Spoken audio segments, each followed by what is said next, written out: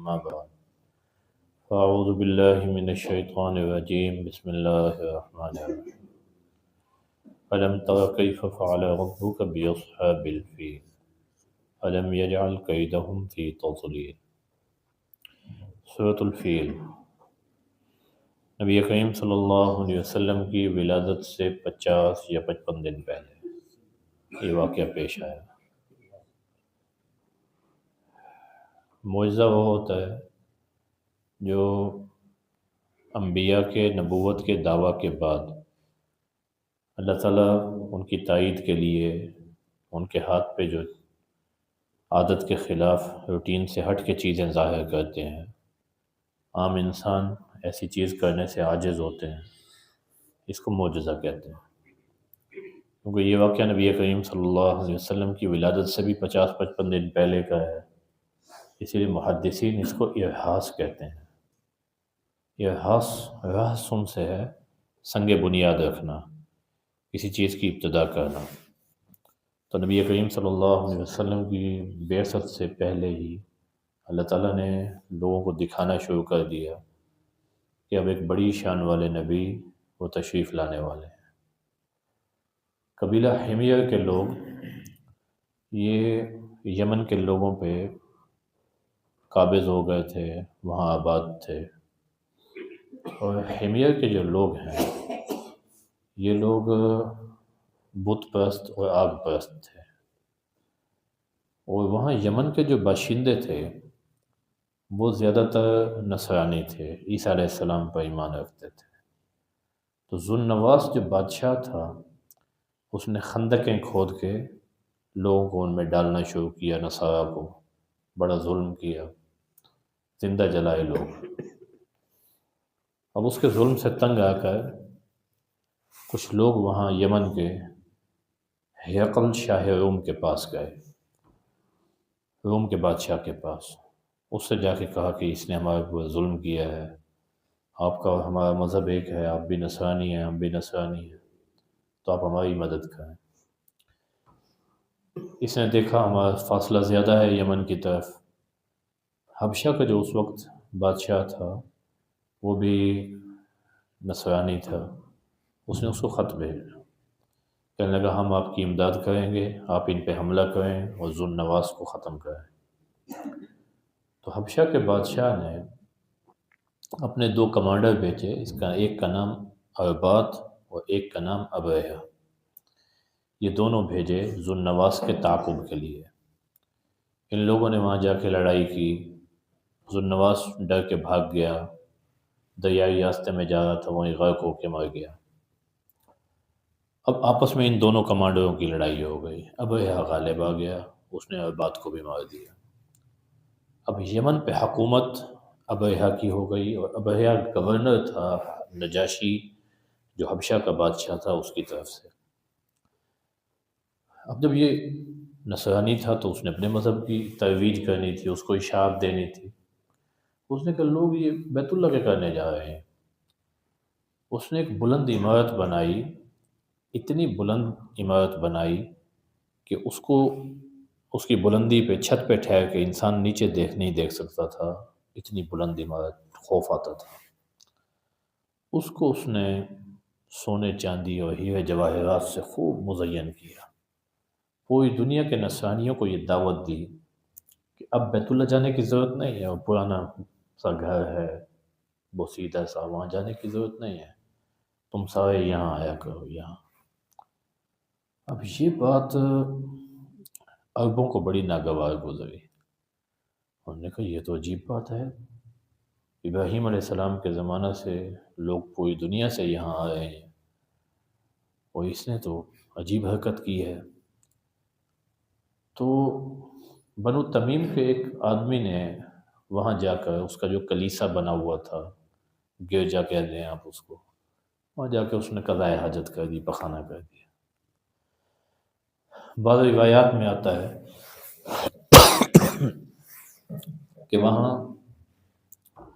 قریب ایسا ہوا کہ کچھ عرب کے تجارتی قافلہ جا رہا تھا، ان لوگوں نے وہاں آگ جلائی، ہوا مخالف آ گئی، اس کے کلیسا کو آگ لگ گئی۔ ابویہ طیش میں آ گیا کہ میں نے تو لوگوں کے لیے عبادت خانہ بنایا تھا اور عربوں نے اس کو خراب کر دیا۔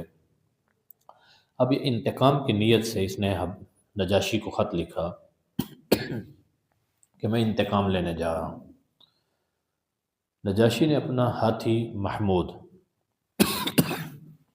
وہ ساتھ دیا، بہت بڑا ہاتھی تھا، عام ہاتھیوں سے حجم میں بہت بڑا تھا، ساتھ مزید 8 ہاتھی بھی دیے۔ کہنے لگا جاؤ وہاں جا کے بیت اللہ کے جو ستون ہیں ان کے ساتھ زنجیریں باندھ کے اور ان ہاتھیوں سے کھینچو گے منہدم ہو جائے گا، گر جائے گا، اور یہ کام کر کے واپس آؤ۔ اب یہ لشکر یہاں سے نکلا، عربوں کو پتہ لگا، پہلے ایک سردار نے کچھ قبائل کو اکٹھا کر کے مقابلہ کیا، شکست کھا گیا۔ پھر نعیم بن نفیر اس نے آ کر ایسا کیا، مقابلہ کیا، اس نے اس کو بھی قید کر لیا، اس کے ساری فوج بھگا دی۔ اللہ تو اس کو ذلیل کرنا چاہ رہے تھے نا ابویہ کو، اور نبی کریم صلی اللہ علیہ وسلم کے گھرانے کی عظمت بیان کرنا چاہ رہے تھے۔ آخر یہ لوگ جب طائف پہ پہنچے، طائف والوں نے دیکھا پہلے 2 جگہ لڑائی ہوئی ہے، عرب لوگ اس کے آگے نہیں ٹک سکے، انہوں نے اس سے صلح کی۔ انہوں نے کہا آپ ایسا کریں کہ ہم نے لات کے نام پہ ایک بت خانہ بنایا ہے یہاں پہ، آپ اس کو کچھ نہ کہیں، بیت اللہ تک ہم آپ کو جانے دیتے ہیں، الٹا ایک آدمی دے دیا جو رہنمائی کرے، آگے راستہ وغیرہ بتاتا جائے۔ یہ وہاں سے چل پڑا۔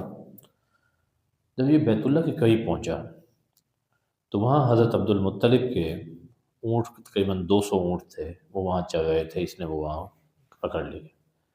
کچھ اور بھی عرب سرداروں کے جانور تھے، وہ بھی پکڑ لیے۔ اب پیغام بھیجا کہ میں تم لوگوں سے لڑنے نہیں آیا، میں صرف بیت اللہ کو گرانے آیا ہوں، اگر مکہ کے باشندے ایک طرف ہو جائیں تو میں کسی کو کچھ نہیں کہوں گا، صرف بیت اللہ گرا کے واپس چلا جاؤں۔ اب وہ پیغام لے کے کس سے ملے؟ مکہ میں تو عربوں کی عادت یہ تھی کہ ان کے ہاں کسی ایک کے اوپر سرداری یا بادشاہت نہیں تھی، مختلف قبائل کے مختلف سردار ہوتے تھے، لیکن ان سب سرداروں میں جو مسلم سرداری تھی تسلیم شدہ، وہ حضرت عبد المطلب کی تھی۔ سب نے کہا کہ کسی چھوٹے موٹے سردار کا کام نہیں چلے گا، آپ عبد المطلب کو جا کے پیغام دیں۔ حضرت عبد المطلب جب اس سے ملنے گئے ابرہہ سے، تو ان کی وجاہت پھر نبی کریم صلی اللہ علیہ وسلم کے دادا ہونے کی وجہ سے چہرے پہ رونق اور وقار، ابرہہ حیران رہ گیا، اس نے اب آج تک ایسا خوبصورت اور باروب آدمی نہیں دیکھا تھا۔ اب جس تخت پہ بیٹھا تھا کہتا ساتھ بٹھاتا ہوں تو لوگ کہیں گے دیکھو دشمن کو ساتھ بٹھایا ہوا ہے، خود نیچے اتر کے بیٹھ گیا، اور حضرت عبد المطلب کو ساتھ بٹھایا، حال حوال ہوا، ترجمان درمیان میں بیٹھا۔ حضرت عبد المطلب نے کہا میں اونٹ لینے آیا ہوں اپنے، میرے اونٹ دے دو۔ کہنے لگا عجیب آدمی ہے، میں تو آپ کی وجاہت کو دیکھ کے بڑا مرعوب ہوا، میں نے کہا آپ سفارش کریں گے بیت اللہ کو نہ گرایا جائے، اور آپ کہہ رہے ہیں کہ جی اونٹ دے دیں، آپ کا وقار تو میری آنکھ میں کم ہو گیا ہے۔ حضرت عبد المطلب نے کہا یہ اللہ کا گھر ہے، یہ جو جانور ہیں میں ان کا مالک ہوں، ان کی دیکھ بھال میرے ذمہ ہے، اللہ کا گھر ہے، اللہ خود اس کی حفاظت کریں گے۔ ہمارے آباء و اجداد میں بھی کبھی کوئی بیت اللہ کے رکھے کوئی آدمی مخالف آیا ہے تو کبھی بھی وہ کامیاب نہیں ہوا، تجھے بھی کامیابی نہیں ملے گی۔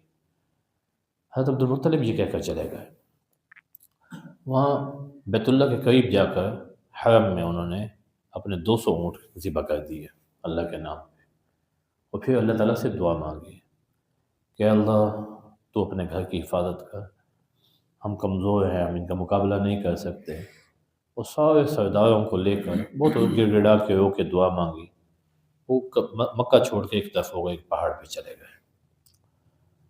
اب محمود جو اس کا ہاتھی ہے اس کو بیت اللہ کی طرف لے کے جاتے ہیں، وہ بیٹھ جاتا ہے، اتنا تکلیف پہنچائی اس کو، لوہے کے کڑے اس کے کان میں ناک میں ڈال کے اس کو کھینچا، جو ہاتھی باندھتے انہوں نے، وہ کان اس کا ناک اس کا چھل گیا لیکن وہ اٹھتا نہیں ہے۔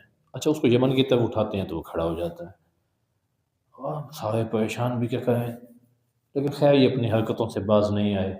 اتنے میں سمندر کی طرف سے چھوٹے چھوٹے پرندے آئے، انہوں نے اپنی دونوں پنجوں میں چھوٹے چھوٹے سے کنکر لیے ہوئے تھے، جس کو قرآن مجید میں بحجارۃ من سجیل کا لفظ کہا گیا ہے۔ سجیل، سجیل مٹی کے جو پکی اینٹ ہوتی ہے جس کو آگ پہ پکا لیا جاتا ہے، اس طرح کی جو کنکر ہیں، چھوٹے چھوٹے اینٹوں کے ٹکڑے، اس طرح کے پتھر تھے۔